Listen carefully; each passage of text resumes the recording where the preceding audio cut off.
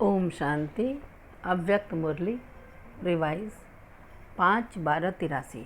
मुरली का सार है, संगम युग, बाप बच्चों के मिलन का युग।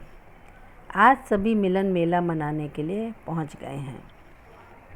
यह है ही बाप और बच्चों के मधुर मिलन का मेला। जिस मिलन मेले के लिए अनेक आत्माएं अनेक प्रकार के प्रयत्न करते हुए भी बेअंत, असंभव व मुश्किल कहते इंतज़ार में ही रह गए हैं। कब हो जाएगा, इसी उम्मीदों पर चलते चले और अब भी चल रहे हैं। ऐसी भी अन्य आत्माएं हैं जो कब होगा, कब आएंगे, कब मिलेंगे, ऐसे वियोग के गीत गाते रहते हैं। वो सभी हैं कब कहने वाले, और आप सब हैं अभी वाले। वो वियोगी और आप सहज योगी, सेकंड में मिलन का अनुभव करने वाले। अभी भी कोई आपसे पूछे कि बाप से मिलना कब और कितने समय में हो सकता है, तो क्या कहेंगे? निश्चय और उमंग से यही कहेंगे कि बाप से मिलना बच्चे के लिए कभी मुश्किल हो नहीं सकता, सहज और सदा का मिलना है। संगम युग है ही बाप बच्चों के मिलन का युग। निरंतर मिलन में रहते हो ना, है ही मेला। मेला अर्थात मिलाप। तो बड़े फ़खूर से कहेंगे, आप लोग मिलना कहते हो, लेकिन हम तो सदा उन्हीं के साथ अर्थात बाप के साथ खाते पीते चलते खेलते पलते रहते हैं। इतना फ़खूर रहता है। वह पूछते, परमात्मा बाप से स्नेह कैसे होता है, मन कैसे लगता? और आपके दिल से यही आवाज़ निकलता कि मन कैसे लगाना तो छोड़ो, लेकिन मन ही उनका हो गया। आपका मन है क्या जो मन कैसे लगावें? मन बाप को दे दिया तो किसका हुआ, आपका या बाप का? जब मन ही बाप का है तो फिर लगावें कैसे, यह प्रश्न उठ नहीं सकता। प्यार कैसे करते, यह भी क्वेश्चन नहीं, क्योंकि सदा लवलीन ही रहते हैं। प्यार स्वरूप बन गए हैं। मास्टर प्यार के सागर बन गए तो प्यार करना नहीं पड़ता, प्यार का स्वरूप हो गए हैं। सारा दिन क्या अनुभव करते? प्यार की लहरें स्वतः ही उछलती हैं ना। जितना जितना ज्ञान सूर्य की किरणें व प्रकाश बढ़ता है, उतना ही ज़्यादा प्यार की लहरें उछलती हैं। अमृत वेले ज्ञान सूर्य की ज्ञान मुरली क्या काम करती? खूब लहरें उछलती हैं ना।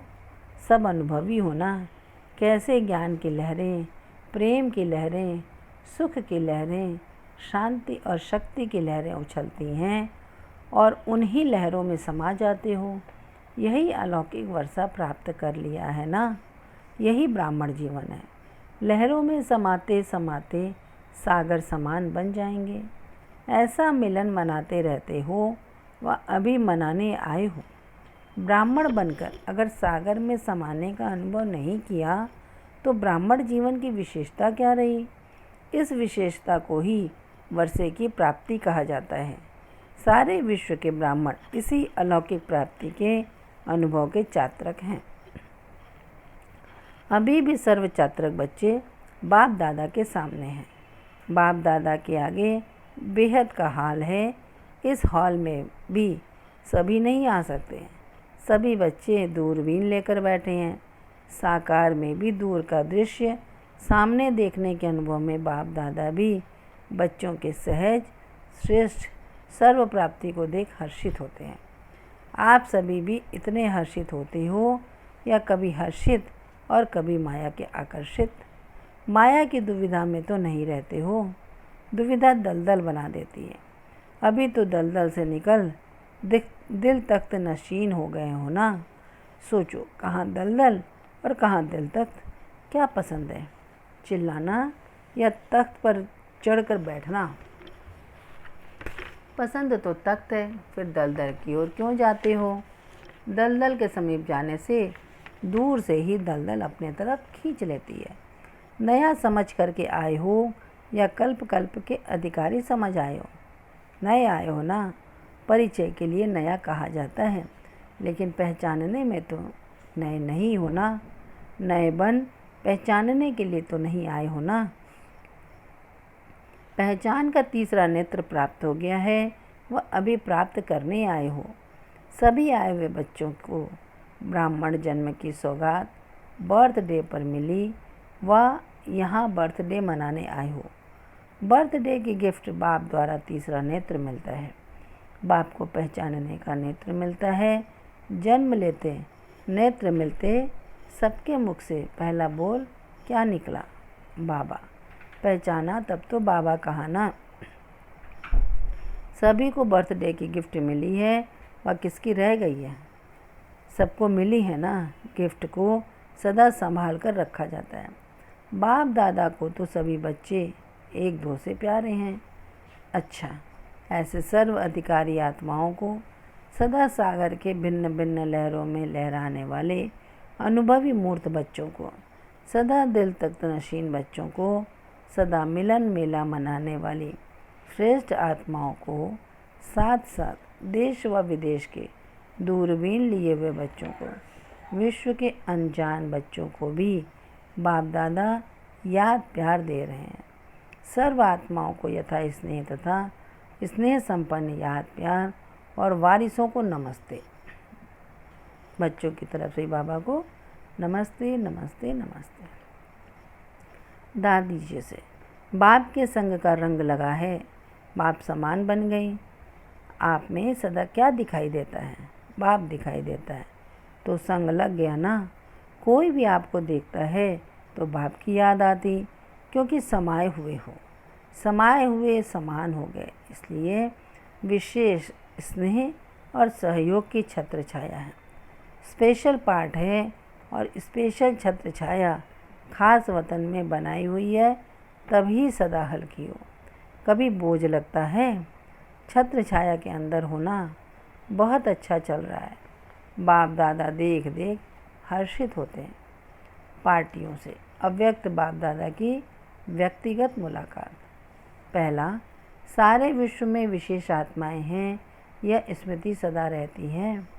विशेष आत्माएं सेकंड भी एक संकल्प, एक बोल भी साधारण नहीं कर सकती, तो यही स्मृति सदा समर्थ बनाने वाली है। समर्थ आत्माएं हैं, विशेष आत्माएं हैं, यह नशा और खुशी सदा रहे। समर्थ माना व्यर्थ को समाप्त करने वाले। जैसे सूर्य अंधकार और गंदगी को समाप्त कर देता है, ऐसे समर्थ आत्माएं व्यर्थ को समाप्त कर देती हैं। व्यर्थ का खाता खत्म, श्रेष्ठ संकल्प, श्रेष्ठ कर्म, श्रेष्ठ बोल, संपर्क और संबंध का खाता सदा बढ़ता रहे, ऐसा अनुभव है। हम हैं ही समर्थ आत्माएं। यह स्मृति आते ही व्यर्थ खत्म हो जाता। विस्मृति हुई तो व्यर्थ शुरू हो जाएगा। स्मृति स्थिति को स्वतः बनाती है, तो स्मृति स्वरूप हो जाओ। स्वरूप कभी भी भूलता नहीं। आपका स्वरूप है स्मृति स्वरूप, तो समर्थ स्वरूप। बस यही अभ्यास और यही लगन, इसी लगन में सदा मग्न, यही जीवन है। कभी भी किसी परिस्थिति में, वायुमंडल में उमंग उत्साह कम होने वाला नहीं, सदा आगे बढ़ने वाले, क्योंकि संगम युग है ही उमंग उत्साह प्राप्त कराने वाला। यदि संगम पर उमंग उत्साह नहीं होता तो सारे कल्प में नहीं हो सकता। अब नहीं तो कब नहीं। ब्राह्मण जीवन की उमंग उत्साह की जीवन है। ब्राह्मण जीवन ही उमंग उत्साह की जीवन है। जो मिला है वह सबको बांटें, यह उमंग रहे। और उत्साह सदा खुशी की निशानी है। उत्साह वाला सदा खुश रहेगा। उत्साह रहता बस पाना था, वो पा लिया। सदा अचल अडोल स्थिति में रहने वाली अंगद के समान श्रेष्ठ आत्माएं हैं। इसी नशे और खुशी में रहो, क्योंकि सदा एक के रस में रहने वाले, एक रस स्थिति में रहने वाले सदा अचल रहते हैं। जहाँ एक होगा वहाँ कोई खिटपिट नहीं। दो होता तो दुविधा होती। एक में सदा न्यारे और प्यारे, एक के बजाय दूसरा कहाँ भी बुद्धि न जाए। जब एक में सब कुछ प्राप्त हो सकता है तो दूसरे तरफ जाएं ही क्यों। कितना सहज मार्ग मिल गया। एक ही ठिकाना, एक से ही सर्व प्राप्ति, और चाहिए ही क्या। सब मिल गया। बस जो चाहना थी बाप को पाने की वो प्राप्त हो गया। तो इसी खुशी में नाचते रहो, खुशी के गीत गाते रहो। दुविधा में कोई प्राप्ति नहीं, इसलिए एक में ही सारा संसार अनुभव करो। अपने को सदा हीरो पाटधारी समझते हुए हर कर्म करो। जो हीरो पाटधारी होते हैं उनको कितनी खुशी होती है। वह तो हुआ हद का पाठ, आप सबका बेहद का पाठ है। किसके साथ पाठ बजाने वाले हैं, किसके सहयोगी हैं, किस सेवा के निमित्त हैं, यह स्मृति सदा रहे तो सदा हर्षित, सदा संपन्न, सदा डबल लाइट रहेंगे। हर कदम में उन्नति होती रहेगी। क्या थे और क्या बन गए, वह मैं और वह मेरा भाग्य। सदा यही गीत खूब गाओ और औरों को भी गाना सिखाओ। 5000 वर्ष की लंबी लकीर खिंच गई तो खुशी में नाचो। अच्छा, दूसरा, सदा एक बाप की याद में रहने वाली, एक रस स्थिति में स्थित रहने वाली श्रेष्ठ आत्माएं होना। सदैव एक रस आत्मा हो या और कोई भी रस अपनी तरफ खींच लेता है, कोई अन्य रस अपनी तरफ खींचता तो नहीं है ना। आप सबको तो है ही एक में सब समाया हुआ है। जब है ही एक और कोई है नहीं तो जाएंगे कहाँ।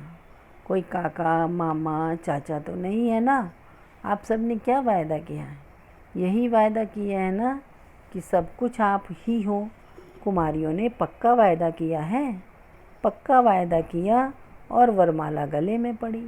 वायदा किया और वर मिला, वर भी मिला और घर भी मिला, तो वर और घर मिल गया।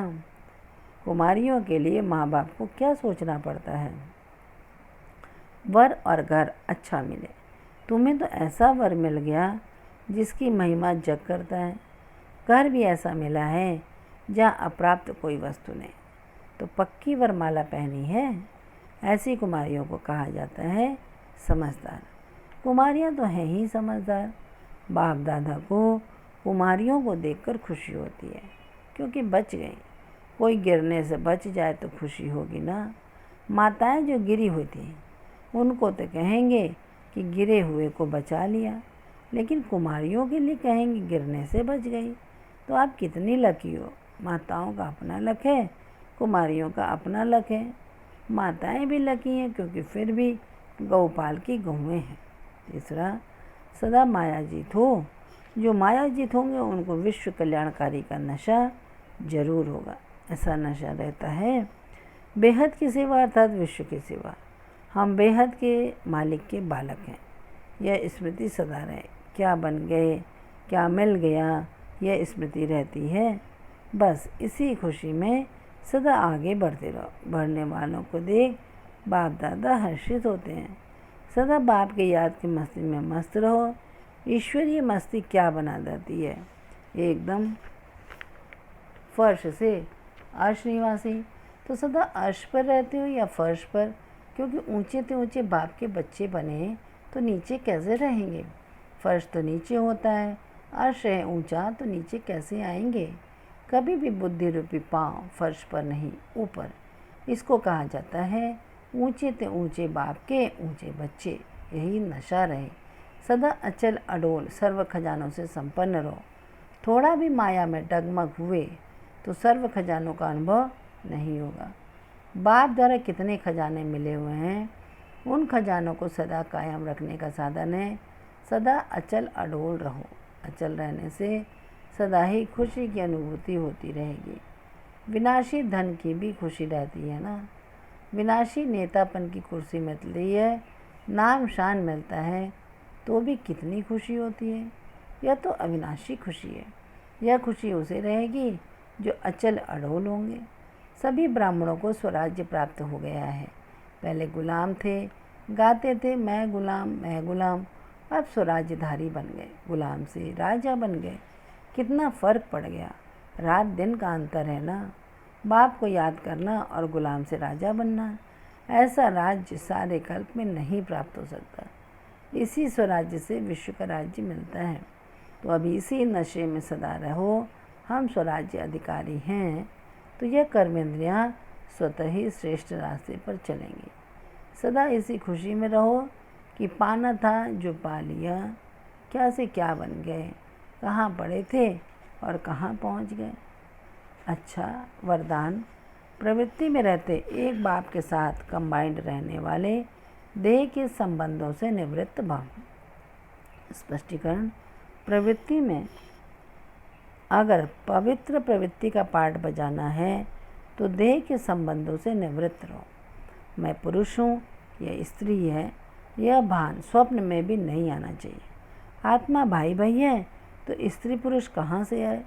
युगल तो आप और बाप हो, यह तो निमित्त मात्र सेवार्थ है। बाकी कंबाइंड रूप में आप और बाप हो ऐसा समझ कर चलो, तब कहेंगे हिम्मतवान विजयी आत्मा। स्लोगन। सदा संतुष्ट और सदा खुश रहने वाले ही खुश नसीब तीव्र पुरुषार्थी हैं। सदा संतुष्ट और सदा खुश रहने वाले ही खुश नसीब तीव्र पुरुषार्थी हैं। अच्छा, ओम शांति।